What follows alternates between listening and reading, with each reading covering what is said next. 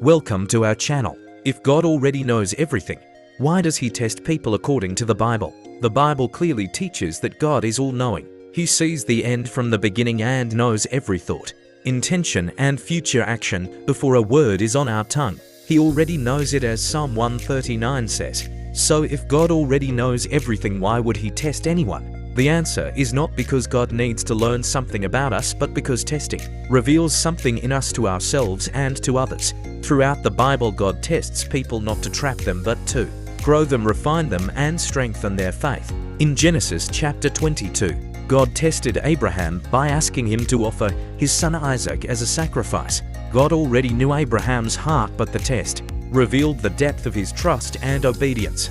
Abraham's faith was proven in action, and God used the moment to teach and bless Abraham and all who would come after him. In Deuteronomy chapter 8 verse 2, Moses tells the Israelites that God tested them in the wilderness to know what was in their hearts, whether they would keep His commandments or not. The testing in the desert was not to destroy them, but to prepare them to enter the promised land. James chapter 1 verse 3 says the testing of your faith produces steadfastness, and verse 12 says blessed is the man who remains steadfast under trial, for when he has stood the test, he will receive the crown of life which God has promised to those who love Him.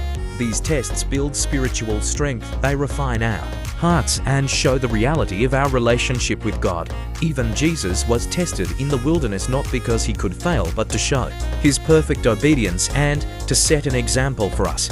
God's tests often bring out what is hidden. They teach us where we are weak and how much we need Him. They draw us closer to Him and shape us into people who reflect His character.